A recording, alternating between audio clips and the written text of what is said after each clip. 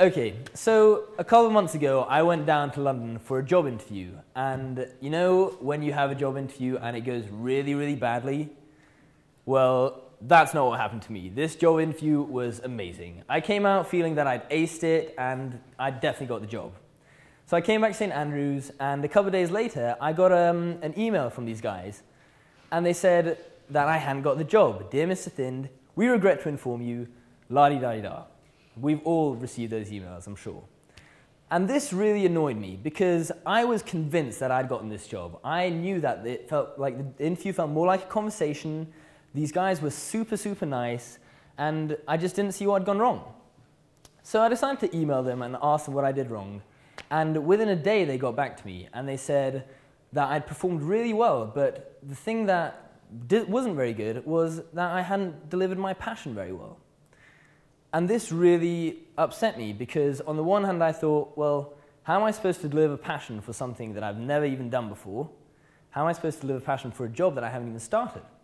But on the other hand, I kind of understood where they were coming from because employers want to hire people that are passionate about what they do nowadays. And that's an important thing because it seems the world is split into two kinds of groups. You have people who are passionate about what they do, and then you have people who just do jobs for the sake of doing jobs. And I'd rather be part of the first group, wouldn't you? So today I'd like to talk to you about what's wrong with graduate job applications and what we can do to change it, because there's definitely nothing wrong with me. Okay, so when our parents came out of university, they probably thought it was pretty easy to get jobs. And what's changed since then? I mean, they can't have been that much smarter than we are right now, can they? And I think there are three things that have changed, and I'd like to talk about one of them in particular. The first two things are quite straightforward. On the one hand, we have the recessions that we've just gone through. So unemployment is generally high. On the other hand, I think we're going through a period of transition. And we're moving from what used to be an economy based on industrialization to an economy based on creativity. So nowadays, what's accounting for more and more of the economy is creative markets like advertising and fashion, movies, film, design, toys and games. Did you know that? Video games. So that's another thing. And education is not built for these economies yet. But the third thing, and this we've all heard about, is academic inflation. Academic inflation essentially means that there's an excess of people coming out of university with graduate degrees, lower graduate degrees, and they're flooding the markets. And this is a problem. Those people, by the way, that's us. Okay, we're doing this. I didn't know we were doing this before I came to university, but apparently we are.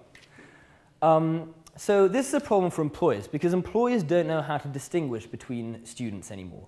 They can't distinguish between students on the basis of their degree. And unless you've studied a science or medicine, you look the same on paper. And this is particularly true for people who have done art subjects.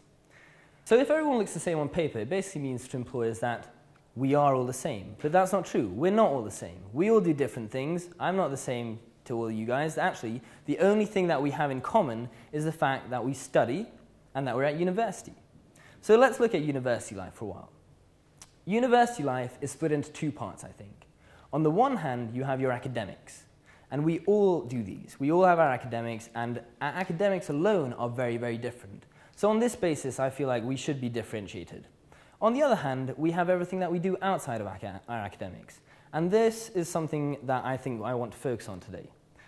I grew up in Switzerland, and I have a good friend at home. His name's Sebastian, and we're very, very competitive, he and I. We've competed for girls, and he always won. We've competed with sports, and he always won. He's like this tall, you know, he's huge. And one thing that he always beat me in, and this really annoyed me because I never understood why, is history. For some reason, history just like really got to me, you know. I didn't want him to beat me at history. So I asked him one day, what is it that you do that makes you so good at history? And he looks down on me, he literally did, and he says, well, we all have the same amount of time on our hands. We all have 24 hours a day. And I come home from school and I'll read history books, and I'll watch documentaries, and I'll watch war movies. And you might go home from school and you'll play music, or you'll do sports, or you'll socialize with friends. And the more time you spend doing something, the better you are at it. And he was right, because he was terrible at music. But either way, we all have these 24 hours that we use at time, these 24 hours that we have, and we use them to develop interests. And we turn these interests, hopefully one day, into a passion. So whether you do history, or you do music, or you do sports, or you love to read, or you love to write, whether you're a social freak, whether you network, whatever you do nowadays, I believe that it's a skill, and these skills have a place in the professional world. And it's these skills that differentiate us as individuals, and it's these skills that have gone lost somewhere in the application process. And we need to find new ways to show people that we have all these individual skills and abilities. So if we look at job applications, I think there are two things that we can, where I've identified problems. The first point that I want to talk about is the matter of CVs. CVs, if you look at CVs, we are all the same on paper. So the first thing that I want to talk about with CVs is the fact that they are all identical. When I did my first CV, I called up my older brother and I asked him for his CV so I could copy it. And when my sister did her CV, she called up her older brother, and that's me, and she copied her CV from me.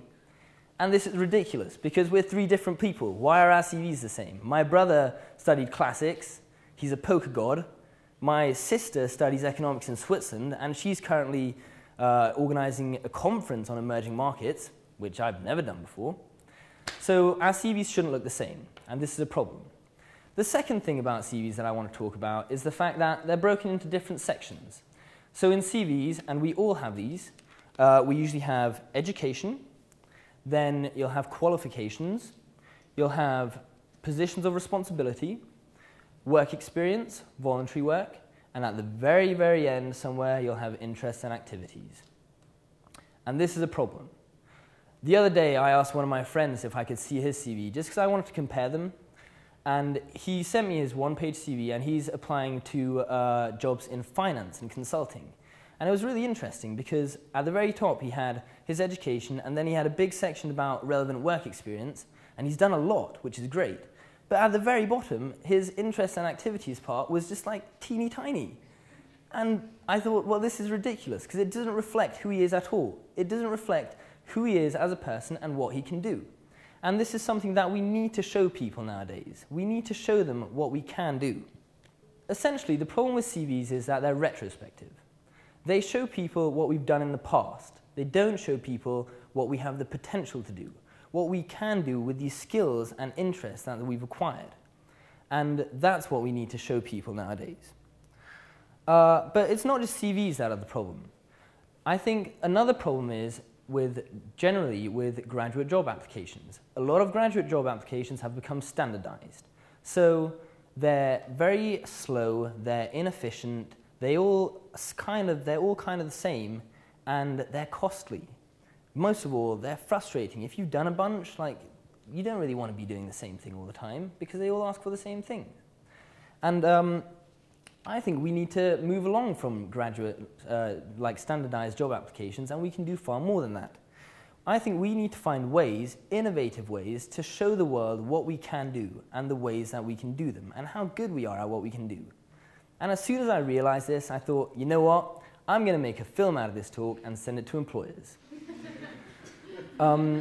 So that's one part of the problem.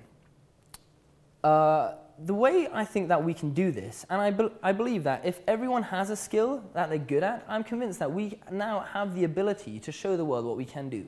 We live in a world of globalization where technological improvements are happening so rapidly, and we can take advantage of this. We can use the internet, we can create websites, we can use social media, we can make videos about ourselves. There's no reason why you shouldn't apply to a job in HD nowadays. But I think that's only part of the problem. I think employers also need to do something. Because if we have all these abilities, and these are talents that are sometimes buried quite deep, employers need to create an enabling environment for us to show what we can do. And this can actually be done quite easily. I think one of the first things that has to change is that Skype interviews should happen far earlier in an interview process, in an application process. Because it can cut down on costs, it can cut down on time, and it just makes the whole experience more personalized.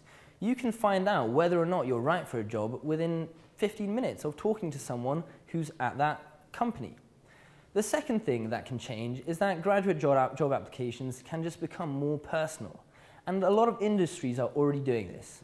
So if more and more employers can do this, this will be great for everyone. Because at the end of the day, if we can put these steps into motion, everyone wins. Students get jobs that they're passionate about, and they'll love what they do. Employers get to hire people that are passionate about what they do, and that means that they can reap the winnings from that. So if everyone wins, I don't really see why we shouldn't do this. In my 4 years of being a student in St. Andrews, I've studied international relations, and I've learned that if you start an essay or end an essay with a quote, you'll probably get a better mark. So I've quoted people like Thucydides, I've quoted Machiavelli, I've quoted Gandhi, one of my favorites. I've even quoted Osama bin Laden in a couple of my essays. So I'd like to end tonight on a quote, and I found this quote on the internet. It's from a website called Bro Tips.